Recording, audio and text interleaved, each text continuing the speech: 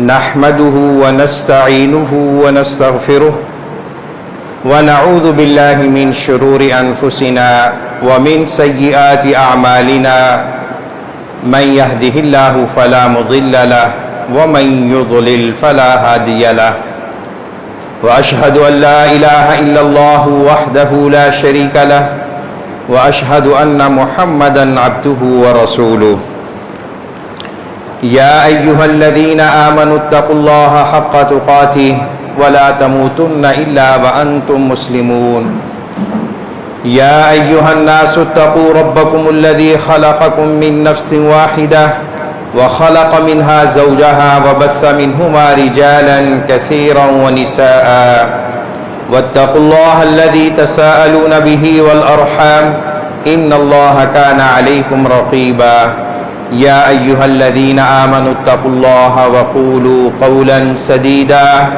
يصلح لكم أعمالكم ويغفر لكم ذنوبكم ومن يطع الله ورسوله فقد فاز فوزا عظيما أما بعد فإن خير الحديث كتاب الله وخير الهدي هدي محمد صلى الله عليه وسلم وشر الأمور محدثاتها وكل محدثة بدعة وكل بدعة ضلالة وكل ضلالة في النار فأعوذ بالله السميع العليم من الشيطان الرجيم من نفخه ونفثه وهمزه بسم الله الرحمن الرحيم الذين ينفقون أموالهم بالليل والنهار سرا وعلانية فلهم أجرهم عند ربهم ولا خوف عليهم ولا هم يحزنون. برادران اسلام، رمضان المبارک کا ماہ مقدس محترم مبارک تقریباً اپنا آدھا سفر طے کر چکا ہے. خوش نصیب ہیں وہ لوگ جو رمضان المبارک کے روشن دنوں میں اور اس کی پاکیزہ راتوں میں اپنے رب کو راضی کرنے کے لیے صیام و قیام اور دیگر اعمال صالحہ کو سر انجام دے رہے ہیں. اور محرومی ہے، بدقسمتی ہے ان مسلمانوں کے لیے جو رحمتوں برکتوں سے معمور اس موسم فضیلت کو نظر انداز کر رہا ہے، نہ وہ روزے رکھ رہا ہے، نہ رات کا قیام کر رہا ہے، نہ کوئی اور نیکی اسے نصیب ہو رہی ہے. رمضان المبارک اس کا ایک ایک لمحہ، ایک ایک ثانیہ کروڑوں سے بھاری ہے، برف کی طرح پگھلتا جا رہا ہے. ایمان، اعتقاد، اخلاص کا یہ تقاضا ہے کہ اس کے ایک ایک لمحہ کو غنیمت سمجھتے ہوئے اپنی آخرت کے بیلنس کو بڑھایا جائے. جس طرح ایک موسم تجارت ہوتا ہے، دنیا کمانے کا سیزن ہوتا ہے، بزنس مین، تاجر رات دن ایک کر دیتا ہے، 24 گھنٹوں میں سے 20 گھنٹے دنیا کمانے کے لیے وقف کر دیتا ہے. تو یہ فضائل و مناقب سے بھرا ہوا مہینہ یہ زیادہ حقدار ہے کہ ہم اس سے فائدہ اٹھائیں اور اپنے مستقبل کو روشن سے روشن ترین کریں. رمضان میں ہر عمل خیر کرنا چاہیے، اور ایک اہم عمل خیر جو اس مہینے میں خصوصی طور پہ کرنا چاہیے، نبی اکرم صلی اللہ علیہ وسلم نے خود اس پر عمل کرتے ہوئے امت کو اس بات کی تلقین کی، ترغیب دی، وہ ہے انفاق فی سبیل اللہ، اللہ کی راہ میں خرچ کرنا. خرچ ایک انسانی مثبت رویہ ہے. خرچ کرنے سے انسان بہت سے فوائد و ثمرات کو سمیٹتا ہے اور بہت سے نقصانات سے محفوظ رہتا ہے۔ خرچ کرنے کے فوائد مادی بھی ہیں، اخلاقی بھی ہیں، سماجی بھی ہیں، معاشرتی بھی ہیں۔ ہر لحاظ سے خرچ کیا ہوا رائیں گاہ نہیں جاتا، اس کا رسپانس دنیا میں ملتا ہے، اگر دنیا میں نہ ملے آخرت میں تو اس کا لیے مقدر ہے۔ اس کا فیڈ بیک اللہ رب العزت نے قرآن کریم میں اور نبی اکرم صلی اللہ علیہ وسلم نے متعدد احادیث میں خرچ کی عظمت، فضیلت اور اس کے فوائد و ثمرات کو بیان کیا ہے۔ اس کا انڈیکس آپ کی خدمت میں رکھنا چاہتا ہوں۔ خرچ کرنے سے اللہ رب العزت کی رضا حاصل ہوتی ہے، اور جس سے اللہ راضی ہو جائے دنیا کی کوئی طاقت اسے نقصان نہیں پہنچا سکتی۔ خرچ کرنے سے اللہ کی مخلوق خوش ہوتی ہے، والدین، رشتہ دار، بہن بھائی، ان کی دعائیں ملتی ہیں، ان کے دلوں میں خرچ کرنے والے کے لیے اچھے جذبات پروان چڑھتے ہیں۔ خرچ کرنے سے معاشرے میں جو نفسا نفسی کا عالم ہے، مادیت پرستی کے مظاہر ہیں، اور ہر کوئی اپنا بیلنس بڑھانے کی فکر میں سرگرداں ہے، مال کی محبت کنٹرول میں آتی ہے، توازن اور بیلنس پیدا ہوتا ہے، حقوق العباد ادا ہوتے ہیں، اور موجودہ حالات کے تناظر میں اس وقت ایک خوف کا عالم ہے۔ 2,60,000 سے زائد لوگ اس وبائی مرض کا شکار ہو چکے ہیں، لقمہ اجل بن چکے ہیں۔ 30 لاکھ سے زائد متاثرین ہیں۔ پاکستان میں اس کی ریشو دن بدن بڑھ رہی ہے، ایک خوف ہے۔ تو خرچ کرنے سے اللہ رب العزت خوف سے بھی انسان کو نجات دیتے ہیں۔ ولا خوف علیہم ولا هم یحزنون، اس جملے پہ بار بار غور کیجئے۔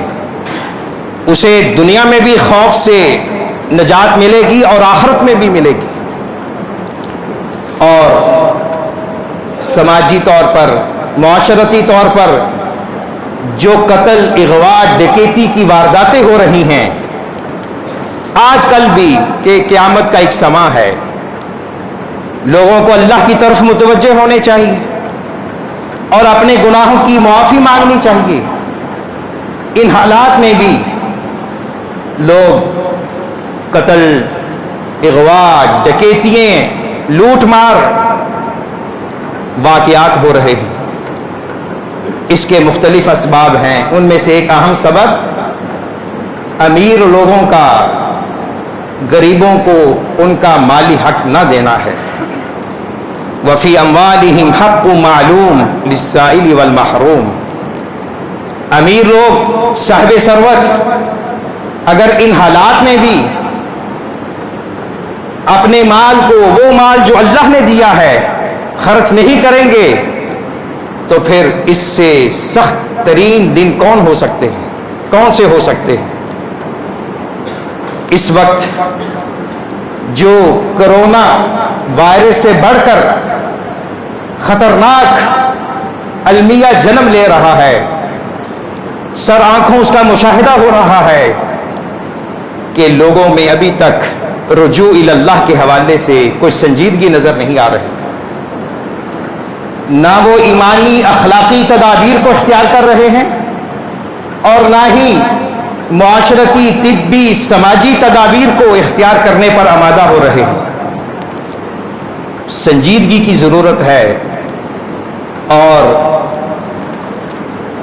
ہمارے جو ارباب اقتدار ہیں، جن کے ہاتھ میں قوموں کی زمام کار ہے، بار بار توجہ دلا رہے ہیں، خدا را خیال کیجئے، مت خیال کریں کہ ہمیں کوئی ڈاکٹر ہاسپٹل بچا لے گا۔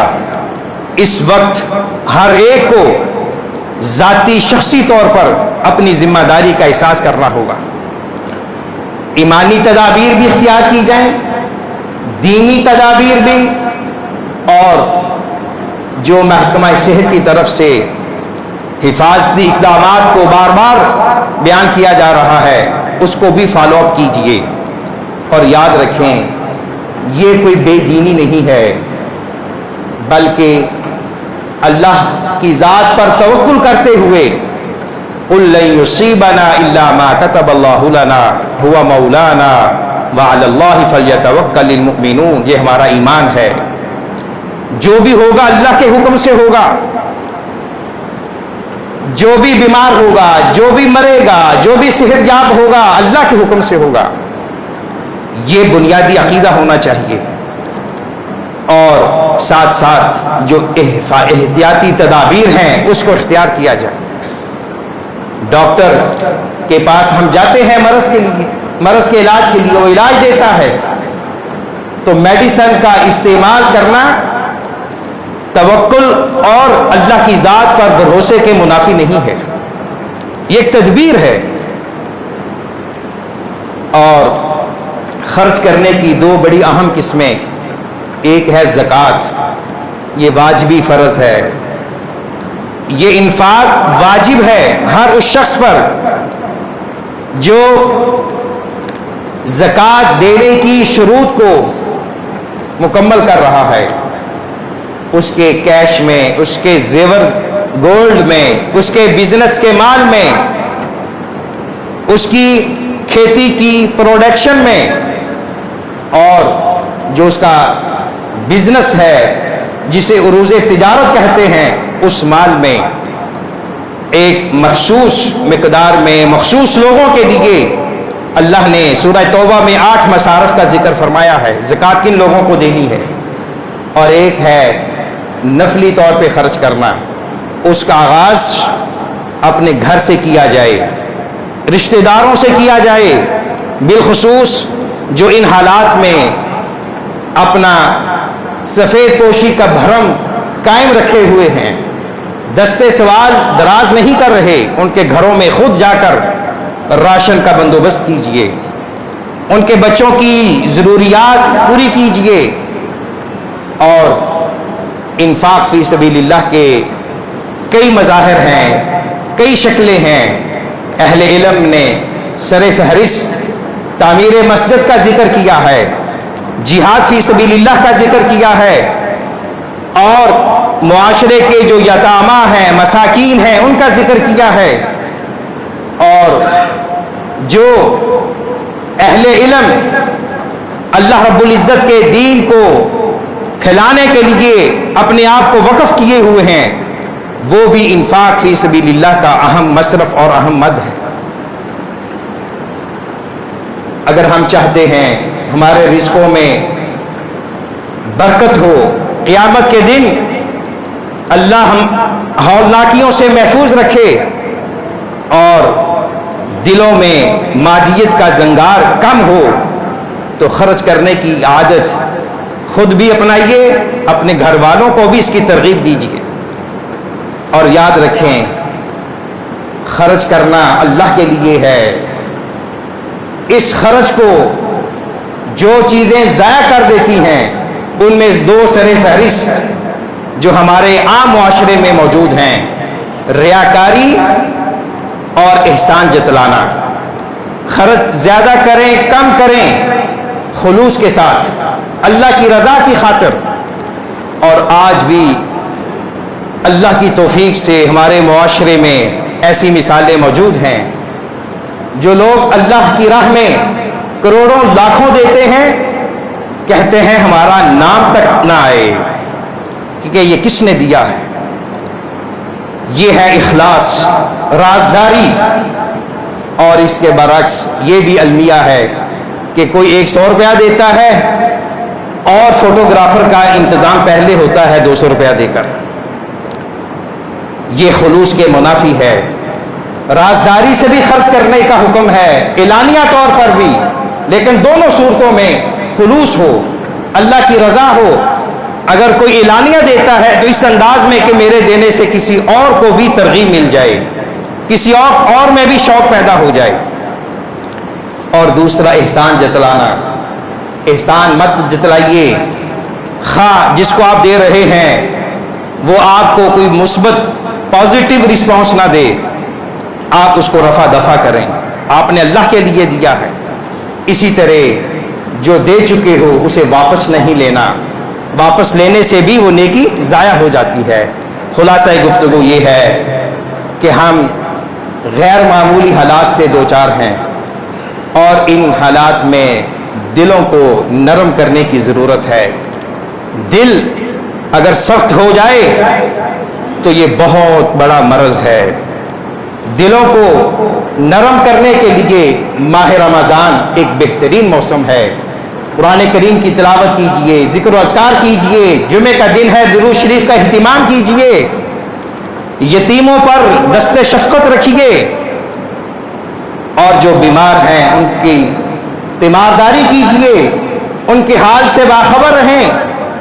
اگرچہ سماجی فاصلے کا بڑا اہتمام کرنے کی ضرورت ہے، لیکن فون کے ذریعے اور آج کل دعوت و تبلیغ کا کام بھی آن لائن ہو رہا ہے۔